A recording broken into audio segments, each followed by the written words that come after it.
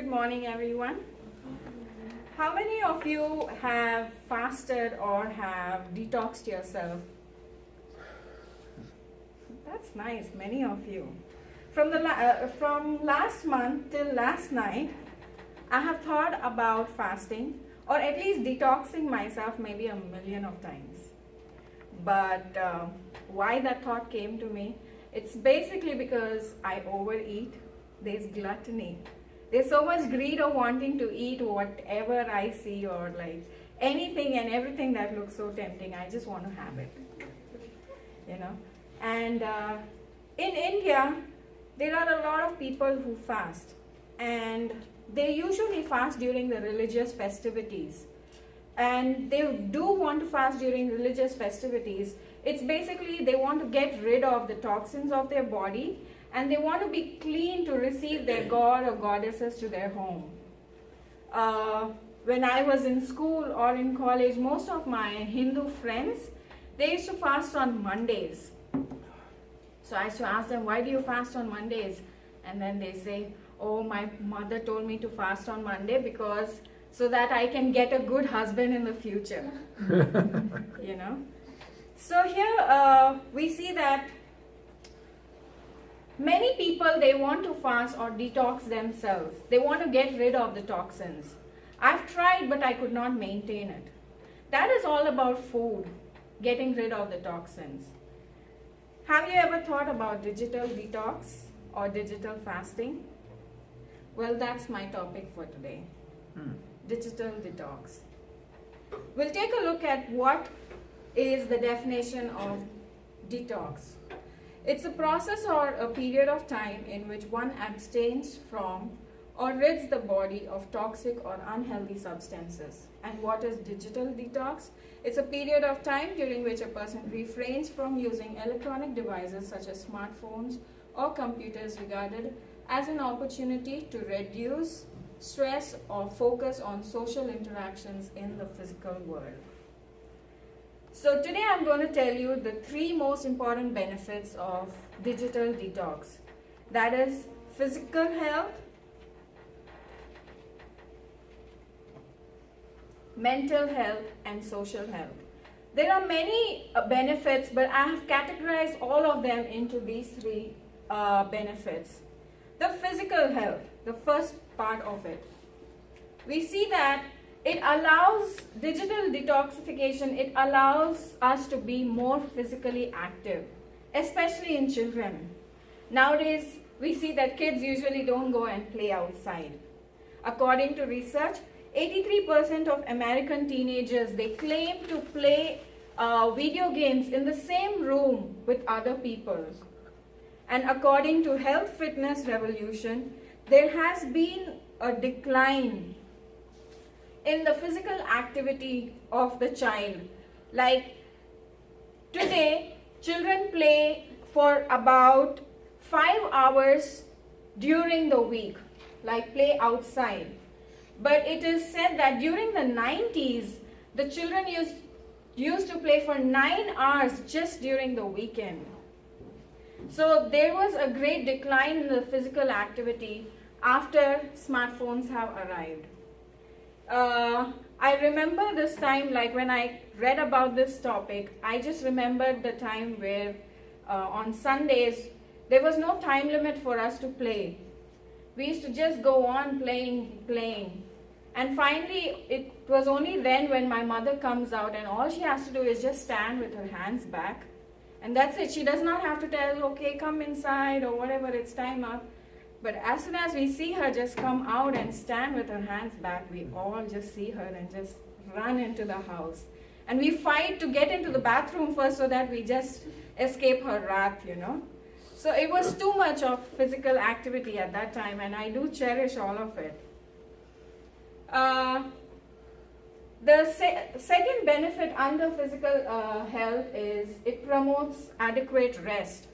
Like when we digitally detox, we do not have the artificial lights on our face. We do not have the radiations. We do not have the blue light that actually causes a lot of strain and blurred vision.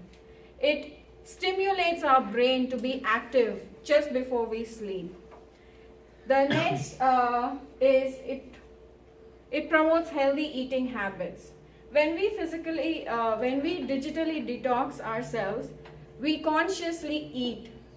But when we are with our cell phones or when we are on our computers or sitting in front of the TV, we don't have an idea as to how much we are eating, or we don't know what we are eating in fact.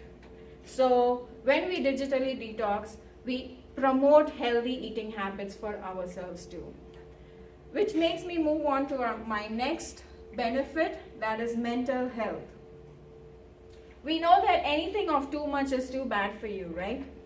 But here we see that the research also says the same thing, that too much of cell phone usage has a positive correlation on the anxiety that it creates in you. Things like notifications, text messages, likes, dislikes, comments, they all create a kind of anxiety.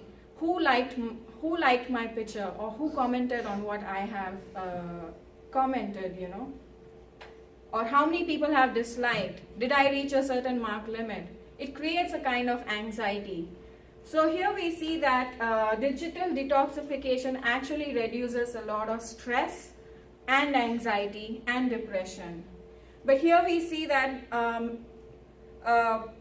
if we do not digitally detox, we have lack of sleep, tiredness, difficulty coping with daily life, we have low self-esteem, and feeling of worry and stress.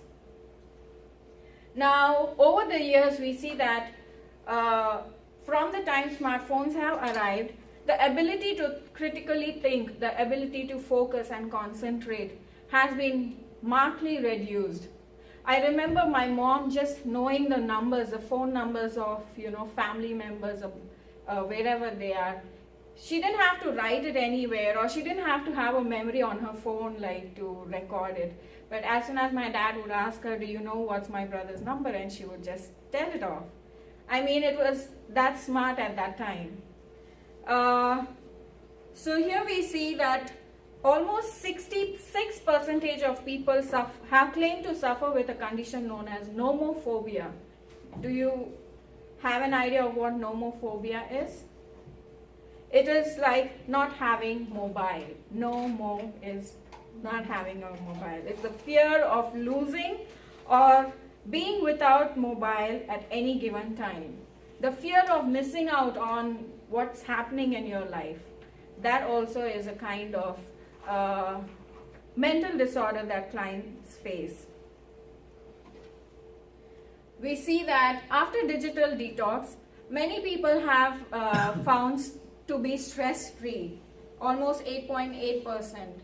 So if you digitally detox yourself, there is reduced brain fog, you have clear mental clarity, increased memory, enhanced focus, and boosted productivity. The coaching institutes in India, they do not allow their kids, whenever they come to the school, to have any sort of smartphones or laptops. They just come with their books and pen and pencils. We'll move on to the next benefit, which is the most important benefit I consider, is the social health.